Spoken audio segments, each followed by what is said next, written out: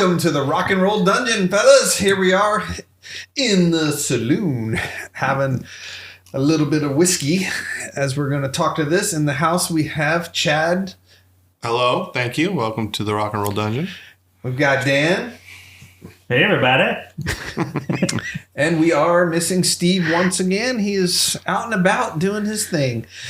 And me, I am Rusty Bones with you. So Steve's still a working rock and roller. Yeah, he's still out on the road. Slapping his bass. Yeah, he's out there and us losers are just sitting here. So reminiscing over the old days. Yeah. What'd you think? So today we're going to talk, we're going to go to our 4x4 segment. This is our little teaser. We're going to pick our top 4 Metallica songs. Tall order. Yes, it is. We're going to talk about why weren't they bigger. Today's going to be Helmet. We're going to talk about them. Why weren't they bigger than what they are? Then, the featured subject, we're going to talk about comparing albums. Which one, song by song, go down the list to pick what album is the best album between Metallica, Ride the Lightning, and Master of Puppets. Two great albums. It's a tough one. Can we do it? And then the last word. But before we get started here on the show, got to do our weekly whiskey tasting. Spirit. And today we are doing 15-year Whistle Pig Estate Oak Rye. So made in Canada. So it's 15 years. And here's to you boys. Cheers. Cheers, big ears. What do you guys think? It's so good. Anyway, how about a little more? So why don't we go ahead and fill me up, kick this bad boy off, and let's get rolling. What's up? All right, what's up, everybody? What's up? This is our what's up section. This time around, every time around in this section, we just talk about, anything that's just going on that might be notable. And recently I discovered a band. I think the thing that piqued my interest was I saw that Dave Lombardo played drums on one of the tracks, and it was recommended on Spotify.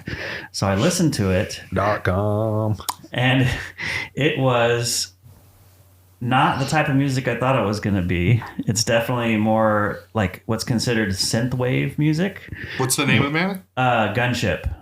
And it has kind of an anime art type cover on this particular album. The album's called Unicorn. And the music is like synthwave, which is like synthesizers and like it's like 80s sounding.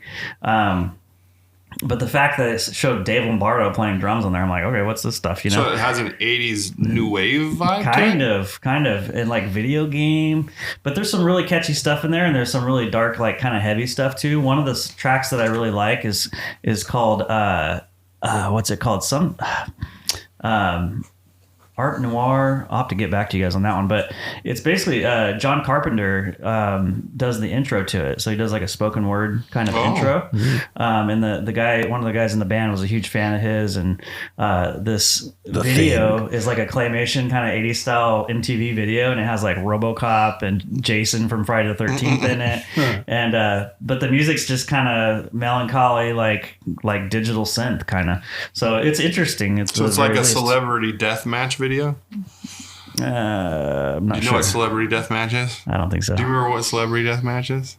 No. They used to have that show. They would take famous people and they'd make them fight to the death. Oh, yeah, I think I remember that. Yeah, it's kind of like that. Yeah, it's kind of like that. I said the claymation as you were saying. You're going like, yeah. The song is Tech Noir. Does that hurt? TECH Noir. Check out that video on YouTube. Tech Noir. It's a great cool song. Kiss played on unplugged, kept the explosions plugged in. Yeah. All right, for me, just something new. Basically got was the latest albums from, because they're intertwined, so I picked 2, but Lynch Mob and Dokken. So Lynch Mob is George still rocks. I mean, that guy just shreds on guitar. He's a great guitar player. And then the Dokken album, I mean, got a great guitar player in that band as well that took George's place. But and I get it, and I'm not going to take away from the Don is, how old is he now? 70-ish, 70 over that, somewhere in that range anyway. But I mean, he's I think he's it's kind of the same tone. There's no voice inflection, highs and lows that he could do back in the day, and I get it too. I mean, I'm not saying hang it up, Don. No, keep on rocking, keep rocking, docking. Yeah. I'm a poet and didn't know it. Yeah, that's what he can do now. So I would. So it's either that or nothing. So I mean, or a bunch of fake stuff. Yeah. Guitars don't age like voices do. Right. So, yeah, I mean, it's like a lot of the bands that we love from the 80s. They're getting older. So the choice isn't to make an album like they did because most of them aren't capable. It's either nothing or what they can do. And, yeah, go ahead. 4x4. 4x4. 4x4. 4x4. 4x4. All right. Well, we're going to get into our 4x4. And boy, we're biting off a big one here. We're going with our top 4 Metallica songs. Ouch. Now, Metallica doesn't quite have the discography of a Kiss or a Judas Priest, but they have a lot of freaking badass songs. So we'll see how this comes out. We'll start with you, Dan. What is your number 4? Your 4th best favorite Metallica song? All right, I'm going with Dyer's Eve. It's the closing track on And Justice for All. Probably one of the most technical Metallica songs. It's just a gnarly song. They wrote that in the wake of Cliff Burton's death, that whole album actually, but I think that song definitely speaks to that. And it's just, man, what a song. And they have rarely played it live. There's some recent performances that they have, and they've nailed it, actually. They've done really well playing that song live. And Lars was at the top of his game. I mean, if you listen to Hetfield's right hand picking on that too, it's absolutely nuts. So to this day, that song stands up to any of the craziness going on with the metal nowadays too. Nailed it. Great one. All right, for me, I went with Whiskey in the Jar, a cover song, actually. Oh, check that out. Now, I love that version. It's a great version. Here's the funny thing about it. I'm supposed to be a rocker, and I knew like the Boys Are Back in Town and so forth from Thin Lizzy, but didn't really dive deep into Thin Lizzy because it was before my time, and Phil passed away and everything else. No excuse for me, but I heard the Metallica's version first, and it's such a great version. They both are. Even Thin Lizzy's is a great version as well, but Whiskey in the Jar. I too heard Metallica's version first, actually. Yeah, me too. You did all three of them? Wow. Yeah. I was a little young for Thin Lizzy too, and just didn't really dive back into them back then. I mean, since then I've listened to them, but more like we've talked about many times.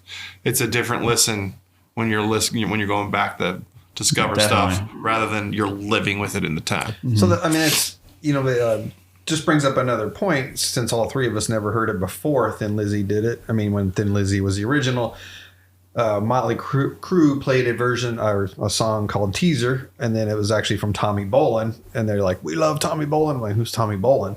So then I bought some Tommy Bolin, and then Tommy Bolin was always at the right place at the wrong time, I would say. I mean, because he was in Deep Purple, after Deep Purple, and then they got big again in the 80s, Perfect Strangers and so forth. But he was also in the James Gang. Of course, Joe Walsh was there. He's out.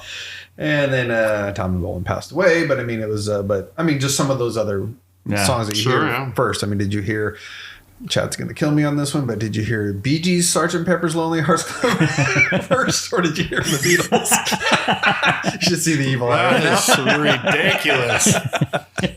A ridiculous comparison. Oh, no. I didn't say which was better. I said, which one did you hear first? Definitely. I probably heard the whole Sgt. Pepper album 100 times before that movie even came out. Although I love that movie, although it's kind of a stoner movie. With the Bee Gees? Peter Frampton? Yeah. Sgt. Pepper's Lonely Hearts Club Band, that one. I just learned Peter Frampton was in Humble Pie. I didn't even know that. Yeah, lead guitar player. Anyway, moving on. Your turn. My number 4 is Creeping Death. Oh. Love that song from when it came out. Again, Ride Lightning was the follow up to the obviously the debut Kill 'Em All, with a different level of production and and Creeping Death had it. Plus, I love the subject matter. I thought that was very clever with the whole angel of death and. If those who don't know the story of, in the Bible where if you wanted to be saved from the angel of death, you had to go out to your doorpost and put a red cross so that when the angel of death flew over, he would pass over those houses. And that's where we get Passover from. Mm-hmm. And that song is that subject. Yeah. All right. Number 3. All right. Number 3 would be Ride the Lightning. Off of Ride the Lightning. It's track 2. Partially written by Dave Mustaine. Yeah. Dave Mustaine gets some credit on that one. Great intro riff. I love it. With those dual guitars. And then I love the breakdown riff with the Cliff smacking the bass. Towards after the solo in the song. I mean, it's just an awesome song. So got to go with Ride the Lightning for track 3 of the 4 best tracks from Metallica for me. All right. So this one's a little odd, but I like The Last Caress, Greenhall. I think it's a really cool song. It was my high school years. I remember hearing it on Garage Days Revisited, Misfits cover, and is really your whole list going to be covers? It's like no. I mean, they're cranking it out. And then so you like Metallica, you just don't like their songs, so you're just picking other people's songs that they did? Pretty much. Really, I'm picking a cover album here. And I mean, at the end, it's kind of funny because they go into kind of that Run to the Hills thing at the end. Yeah, and kind of mess it up on purpose. Yeah, right. Like Dragon thing, like it's fun. Anyway, so that's on Last Caress. Cool. All right, my number 3 is Welcome Home, more popularly known as Sanitarium. Love that song from when it came out. That was the first song, at least in Southern California, where I'm from, where this podcast is coming out of, that hit the airwaves. And it was a big deal. At the time that got played on the radio, nothing of that sort was getting the radio play. So it was a big deal. Now, of course, Welcome Home Sanitarium is a little bit, it's hard to call it mellow. It's not mellow at all. It's heavy. But it's kind of the Metallica version of the slower song on Master of Puppets. But love that song. Track 4 on those first, let's see, the second, third, and fourth album. Track 4 was always the ballad. So you had Fade to Black. Almost every artist was doing kind of the fourth song for a while. Yeah. Bad and Cleanup is Fade to Black. Alone Again. All right, so we're on number 2 now. I'm going to go with Damage Inc. Last song off of Master of Puppets. Man, the breakdown riff in that thing. So you're a last songer. He's a cover songer. Yeah. Man, Damage Inc. What a song. I mean, just the intro on that, like where it's just kind of ominous and fading in, and the bass swells, and then that middle bridge riff when it just breaks into the guitar riff. I guess that was actually a Kirk Hammett riff too. He actually came up with that riff. Badass song. Indeed. So not the first song I heard from Metallica, but once you heard it, you had to go back and buy the album, and I put Seek and Destroy. So then you had to go back to Kill 'Em All and start visiting that whole album. So could there be better songs? Sure, but the point was like this was a song like, hey, that's a great song. Let's go back and listen to the other stuff that they have. They pretty much play that live almost every show. It's like a closer. But they play so many songs on their tours. I mean, that's great. Yeah. They really give the fans their money's worth. My number 2, popular, Master of Puppets. Oh. Can't go wrong there. Yeah, I mean, there was a lot of other songs out there, but because Master of Puppets is such a popular pick, and so many people like that song, and it's a popular song. It's a brilliant song. It's a great song, but I couldn't leave it off the list just because it was popular. Mm-hmm. So Master of Puppets is my number 2. Talk about down picking. It's a marathon. And now the drum Well, roll. and to me, I mean, Battery was right there too. Yeah. So And Battery's got a lot of, I would say, more on the galloping side. and the epic intro. Oh, yeah, for sure. All right, so on to number 1. I got to pick Blackened.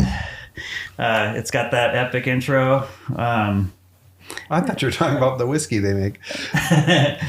Up there on the Looking at it shelf right there, yeah. Blackened up there. It's no wonder. I mean, there's no mistake why they chose the name Blackened for their whiskey and for So we their picked the wrong whiskey today? and for their album label. Totally. Actually, Where were you, Dan? Like 10 minutes ago. what's that? Why we didn't feature that could've- whiskey on today's. Lame. Yeah. We've had our chat. We did. Well, Whistling Pig goes great with Metallica. So yeah, I mean, It does. I'll agree with that. Blackened is a fantastic song. It's brutal. It's got, I mean, the intro to it with the, that intro is a riff they had, and then it's actually, they reversed the tape on it. So it's something they were playing on their demo tapes, and then they actually played it backwards. So what you're hearing there on that intro, That's like Satanism. fades in, as it fades in, it's actually a backwards play. Why the riff. southern accent when you mock such beliefs? Yes, don't want to call out any denominations. Heel but- joints. All right, on to you, Rusty. All right, so Number 1. number 1. So, for those of you, you didn't even have to be on the West Coast to know this little small radio station out of Los Angeles called KNAC Pure Rock 105.5, Southern California's only ass kicker. And the very last song they played before they went off the air was Fade to Black. Rightfully so. Makes, what the song is. So, Fade to Black. And KNAC was my favorite station. We had really 4 monster stations, as I'm sure you guys would both know. We had KMET, KLOS, and then you had kind of that fake version, but pirate radio. Yeah. And KNC was great because they were not mainstream radio. Right. I mean, they were playing the whole album. Thrasher and Long Paul, and a lot of those people went on to Sirius XM radio and have careers there. But Fade to Black would be I love that song. It's Great song. a slow song for Metallica, but I mean, it was a great tune that Got a great pickup in the middle, too. yeah. Well, my number 1 song is wrong. Anyway, so next not one. only my number 1 song for the top 4. It's just this was my easiest pick. It's hard to pick 2, 3, and 4, but this is by far my favorite Metallica song. It's Fade to Black. What? So, am I still wrong, Rusty? Fade to Black is epic. Subject matter is heavy. The way he delivers the melody of the lyrics and that message is impactful. It's a great song, and yes, it just all the changes in it. Every time it moves into a different section, it just hits you. Mm-hmm. So I would have to think that song has probably prevented a few people from pulling the plug. yeah. And now I know at least on this most recent tour, he's outwardly talking about that when he introduces that song. Mm-hmm. So Well, they got Screaming Suicide, which is a track on the 72 Seasons. And so he kind of, when I remember hearing him talk about that, and he kind of brought in Fade to Black too. And that subject matter that's like, we don't really talk about that very much. So it's kind of a good one to bring into the rock music conversation, I guess. those lyrics sure seem experiential. Mm-hmm. Obviously James Hetfield has not passed away or taken his own life, but whatever he was feeling when he penned those, you don't pull that stuff out if you don't know. Right. If you don't know. Right. For sure. So thank God that whatever James was feeling at that time, he got through it and it's on top of the world now. Oh yeah. So I mean, And he don't give a crap about millions of people's opinions of him, because if he did, he'd be destroyed. Mm-hmm. When that many people have an opinion about you, you can't care. Right. Or it'll just mess you up. Mm-hmm. So I will have to apologize to you, Chad, because you were correct in the song. Dan, you were wrong. Anyway, Why weren't they bigger? moving on to the next segment here. Why weren't they bigger? And this week's pick is Helmet. So Helmet formed in New York City by Paige Hamilton playing lead guitar and lead vocals, and a lot of it has to do with they had a lot of changes in their band. I mean, it was obviously his band and changed a lot of people in it. They have 9 studio albums with the one that just actually landed called Left. Yeah. And so you can go check that out. Their biggest song that, at least on the list that I'm aware of, is Unsung. Mm-hmm. They actually sung it, but it was Unsung is the name of it. And in the meantime, I mean, so what do you guys think? Why wasn't Helmet bigger? Dan, why wasn't Helmet bigger? Well, I think that first album was the one that kind of, they had some momentum there. And then the 2 albums after it, to me, were just kind of, Strap It On and Born Annoying. And then they came out with Betty, which was like, to me, another really good Helmet album. And then the ones after that, and that may have had to do with the band lineup. But meantime, a lot of changes in the band lineup. I think so, yeah. Inconsistency in the songwriting. Right. But one of the things about that band is that they are kind of like a Pantera type of band where they just kind of did their thing like through the 90s, and they had an appeal that kind of was in the grunge, like a little bit. They had like a tiptoe in the grunge, but they also had a little bit of a toe in the metal kind of influence as well. And they actually influenced a handful of like hardcore bands too from the underground hardcore I could scene. see that. Yeah. So there were some bands like Converge, Snapcase, and Coalesce those are just 3 of them, but like, you can definitely hear influences in those bands, which were more underground from the mid to late 90s, early 2000s. So I would say more so in the fact, not so much like why didn't they make it, but maybe they're not as recognized for how influential they were than they should be, because I think they influenced a lot of the underground stuff, which went on to become stuff that's bigger now, like Above the Ground then? Above the Ground. Next section. So just real quick on the Helmet. So we would say the first album, obviously it started it all. To me, they didn't make it as big because they had so many lineup changes, and obviously it's his band. I don't know if it's a Control Freak or not. I don't know the guy personally or not. I mean, but what would be the second album that you would say, this is the one, Betty? Betty. I would say the two albums that are just really stand out of that whole discography to me would be Meantime and Betty. Go check those 2 out. Those are fantastic albums. Okay. This is the featured subject. All right, well, we're going to move into our featured subject. And today we're going to do another track by track. So we know how much you all love those kind of discussions. And so we invite you to Play along. play along. Let us know where we're wrong and why Chad's right when you put your comments. Okay. Today we're pitting epic albums from Metallica, Ride the Lightning against Master of Puppets.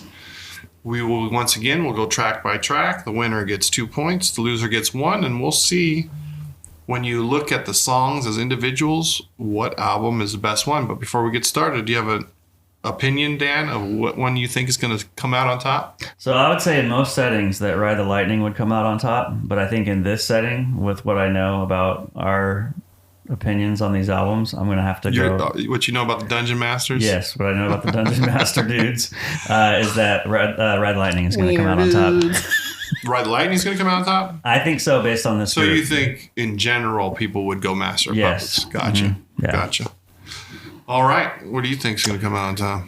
I would have to agree and go with Ride the Lightning. I mean, to me personally, it was where I got introduced to Metallica. So I've got a lot of memories from that. So, I mean, I would go with that. But, I mean, you can still have better memories with a better album that came out later. But, I mean, we're talking 1984 and 1986. Right. Ride the Lightning. All right. Well, track But we'll one see. Ride the Lightning, track 1 is Fight Fire with Fire. And Master of Puppets, track 1 is Battery. Dan? All right. Oh, so you picked Battery? I haven't picked yet. Oh, yeah. Okay. So I'm Your picking... name's Dan. I'm picking Fight Fire. Battery. That's a tough one because, man, Battery is a shredder. And maybe it's just I've heard that song so much because I've played it so much and we've covered it and all that. But Fight Fire with Fire, I mean, it's freaking brutal. And the solo section with the galloping rhythm guitar and the way Kirk Hammett's playing his solo or that rhythm guitar, and it's kind of off a little bit where Lars is the ones coming in on there, and it's awesome. Got to go with Fight Fire with Fire. It's awesome. Yep. So this is one of those you can go back and forth on. Tomorrow I might tell you something different between the two songs. I mean, this was maybe we'll get further into this and find out something different, but I'm pretty sure this was the toughest one. I circled Fight Fire first, but then went to Battery, and just it's angry, it's awesome. But I do love, we talked about it on another episode about like Judas Priest having those intros and things like that. So Fight Fire had that intro and so forth in it. So Battery. Cool. Okay. For me, Fight Fire with Fire, I've been listening to Kill 'Em All for, probably the better part of a year, like a lot. And, you're looking forward to that next album coming out. Ride the Lightning hits, first track. First of all, the album cover is amazing. The colors, amazing. The band pictures, it's a better amazing, album cover. Especially when you compare them to the band shot off Kill 'Em All. Kill 'Em All. And it just, when Fight Fire kicks in, it was one of those moments. But I'm picking Battery. Oh. I'm picking Battery because see that build up? that intro is one of the most epic intros I've ever heard. I cannot listen to it unless it's on 11. And That's like Spinal Tap. It's phenomenal, that intro. As much as Fight Fire did that for me, Battery did it again. Same band. I've already been shocked by this band, and now they're shocking me again. So I'm going with Battery. All right. Track number 2, Ride the Lightning, is the title track, Ride the Lightning, and Master of the Puppets, the title track, Master of Puppets. So which title track is better, Dan? I'm going with Ride the Lightning. I think, and I already kind of went into why I like that song in our previous segment. Master of Puppets obviously is a masterpiece. Just incredible song. Maybe it's another case of I've heard it way too many times, but I got to go with Ride the Lightning. It's a killer song. Indeed it is. Again, another tough one, but I did Master of Puppets on this one. So, yeah, I mean, probably played it too much, Master of Puppets meaning. But Master of Puppets, I'm sticking with it. Right on. Well, you get, I'm listening to Ride the Lightning, Fight Fire. Fire's blowing my mind. It stops, and then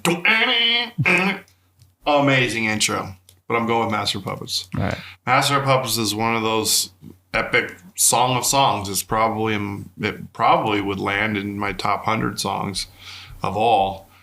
Just a great song, great energy. It's every time it comes on, even now, as many times as I've heard it, when it comes on, which usually it's live, watching Hard something, not to listen to. it's still just meaty. So, and it was in my top 4. So, then Ride Lightning wasn't. So, anyways, track 3, For Whom the Bells Toll, and The Thing That Should Not Be. I got For Whom the Bell Tolls. Dan's got For Whom the Bells Toll. Yeah, that's just a He's just going right down the list. iconic intro. I mean, Yeah. with the bass. Yes, he is. He's all, well, knowing you guys, it's probably going to be Ride the Lightning and not Master of the Puppets, and he's picking all Ride the Lightning songs. I went the other way. I said Ride the Lightning. I'm all Master of the Puppets so far. That's what I'm saying. Me too. Yeah, I was wrong Up so until far. now. Up until now. Time marches on. Yeah. All right, but I think that one's unanimous. For Whom the Bells Toll. Okay. Okay, track 4. Ooh. Ride the Lightning has Fade to Black. And Master of Puppets. I know which one Rusty's going to pick. Sanitarium. Yeah, I don't know which Welcome one Home you're going to Sanitarium. pick because of what your number one song is, but I'm going with Welcome Home. Great send-off riff. Awesome song. It is a great song. So it was on my top 4. So obviously Fade to Black. Figured it out. Not taking away anything from the other one, but I was like going, damn it, why did they have to put Sanitarium at number 4 also? Yeah. So, I mean, that's... Yeah, I had both of those in my top 4, but Fade to did? Black's the one, all-time one. So Fade to Black's the winner for me. So, wow. We've only been unanimous on For Whom the Bells Toll so far. Track 5, Ride Lightning, has Trapped Under Ice. You've flipped over the album now. And Master of Puppets, you've flipped over the album and you have Disposable Heroes. I got Disposable Heroes. I think Kirk Hammett has some awesome solo guitar work, lead guitar work on that. That midsection on that song and just that galloping intro riff. I got to go with that one. Good pick. Trapped Under Ice. Screaming! Can't hear my car. Yeah.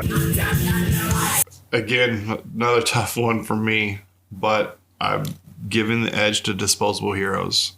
When Master of Puppets came out, that was probably outside of Sanitarium and that opening battery, Master of Puppets, that was probably my favorite song. All right, Ride Lightning for track 6 has Escape, and Master of Puppets has Bow to Leper Messiah. I got Leper Messiah on that one. You know, that was the last song they wrote For on that album. Oh, yeah? Yeah, and it was... I did not hear They wrote that. it in the studio. So that was one that they did not have anything prepared for. And they wanted to just write a super, super heavy song. And it was down-tuned to C. And they just busted it out towards the end. And it was freaking heavy. I chose Leper Messiah as well.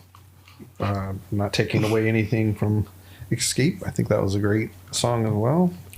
And it does have the unique Flash form. Reputation of the only song that James does not like to play. You know, when I heard that song... And not because he doesn't like it. I think it's because it's really high vocally. Oh, Like just kind of a nice song. yeah. And I think it's that... a different style of singing for him, and he's got to kind of be Halford on that song. When Ride Even though Lightning he's not came out, yelling. that was the song that they had initially planned to be their hit radio play song for that album. I can see that. Yeah, For non-Metallica to like fit in. right. I too am going Leper Messiah though on that one. Cool. It's unanimous. That one is unanimous. Ride the Lightning, track 7 is Creeping Death, and Master of Puppets is Orion. I got Orion on that one. Creeping Death is such a great song, but Orion, I mean, it's kind of a swan song for Cliff Burton, you know, and it showcases a lot of his talents on that. And I just love that galloping riff on there. It's kind of an off-time kind A lot of changes in that song. of, yeah, a lot of changes, classical parts. I mean, the bass guitar doing a solo, you know, it's just a great song. Cool. That's what I'm going. So let me return. I'm going with Creeping Death. I don't What want a to shocker. hear an 8.5 minute instrumental.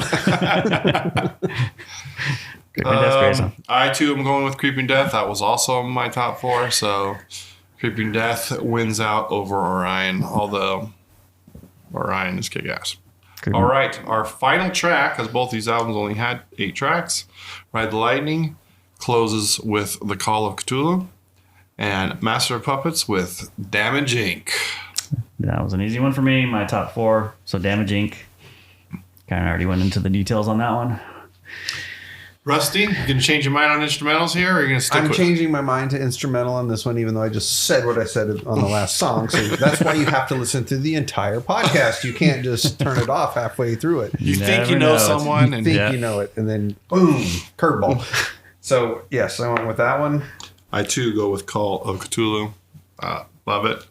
So Great to- live. To me, Dan will kill me, but I put Damage as kind of more of a filler song. Really? Wow. Yeah, I wouldn't go that far,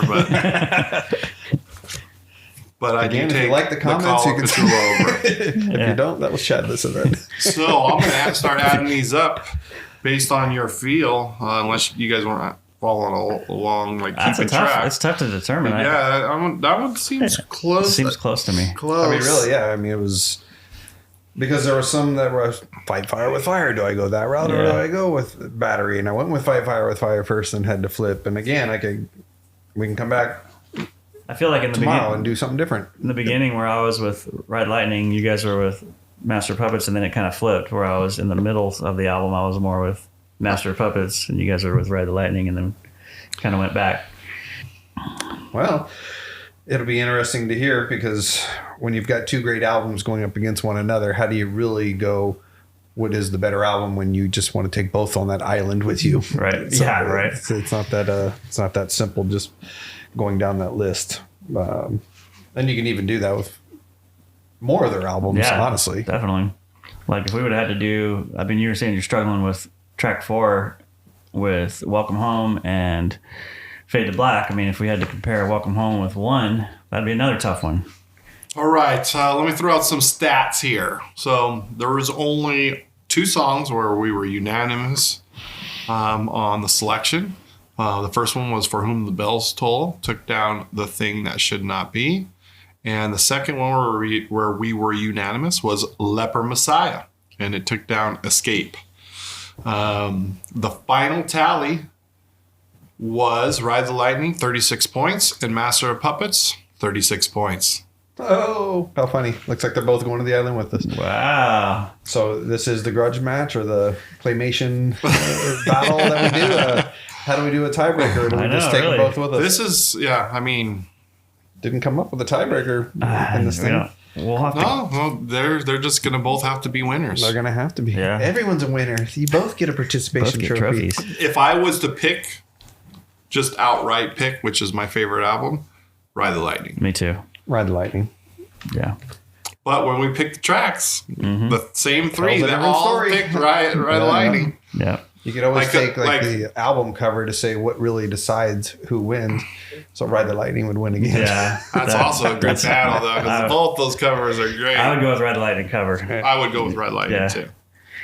I There mean, you first have of it. all, the phrase "Ride the Lightning," Oh, just killer. and then you got the electric chair with the lightning. Oh and- man, Come on. and the blue color. Yeah, it was. yeah, I think Ride that's the their best Lightning. album cover. But track by track, the Dungeon dudes have chosen a tie. There you have it. The All Rock right. and Roll Dungeon decided you get both albums. Yeah, to So- the island. when you're there at the music store or wherever you're at, Grab them both. you got to take them both. Yeah. You just can't leave one or the other. So Nope. got to take them both. Might as well just go ahead and kill them all and tell them while you're there. Yeah, and Justice. So once again, we'd love to hear what you guys think: Ride the Lightning or Master of Puppets, or if you have any opinions on any of those specific songs, let us know. Yeah, Let's so- move on. Moving on, we got the last word. The Dungeon recommends. What you got going on in your world? So the Dungeon recommends. My pick to just Plug. plug, if you will. Now, if you're a Metallica fan, this is not news to you. But if you're listening and this might interest you to listen maybe a little bit more, or listen for the first time, what we've been talking about, they've been recording every concert on 72 Seasons. They've been playing, 2 shows in every city that they go to. They're not repeating a song in the back-to-back shows. That's cool. And they're posting everything online. So my recommendation is go on YouTube and watch what Metallica is posting from their current tour, 72 Seasons. Unbelievable. Staging is unbelievable. I don't know if I've ever seen anybody make as good of use of a stadium show as they did. So go check it out. Yeah. I would say my pick for this week is the band Ghost. It does still tie into Metallica a little bit. There's the album Meliora. There's a lot of songs on there that have a similar kind of production, and the song Cerise, to be more specific, has kind of a Black Album, kind of Metallica feel to it. That's the first Ghost song that I heard, and I was blown away by it. And then I kind of went back and checked out their back catalog. They are a very good band. They've got very good melodies. They've got the whole image thing going, like Kiss, with the masks and stage performance, and they're almost like seeing an opera in a way when you go see them. So awesome songs. Dream Theater, I kind of thought comes to my mind too, listening to them. Really? Yeah, a little bit of that. I mean, there's some progressive type stuff. I would say they're definitely more on they definitely try to write songs more, I think, than Dream Theater. Try to write songs more? Like that's their goal, is more to write like... What is Dream Theater writing? I'm not familiar with that. I mean, they're kind of more progressive in the sense, like they write songs in the true word of the true sense of the word song, where it's like, you remember I don't know. That's why I'm asking. You remember like a main hook from the song. It's easy to recall the song from like a main... Dream Theater, that's hard to get. Yeah, exactly. It's got a lot of noodling going on. It's kind of like a musician's band. You go to a Dream Theater show, there's a ton of musicians in the audience. And you go to a Ghost show. They're either musicians or wannabe musicians. Right. Probably not much different than those two groups. So check out Ghost. Check out Ghost. Actually, Dan, Ghost is the band that I'm currently checking out. Nice. And I started with their most recent album, and I thought, oh man, this is good. It's all covers. Right. No wonder these songs are good. Right. So I've just started. We'll see how their original stuff is. And this podcast is really dedicated to rock, hard rock, and metal. So I'm not sure why Dan wants you to go see Ghost. Patrick Swayze, but whatever. It's another time for another story. But anyway, for my chosen one would be the End Machine.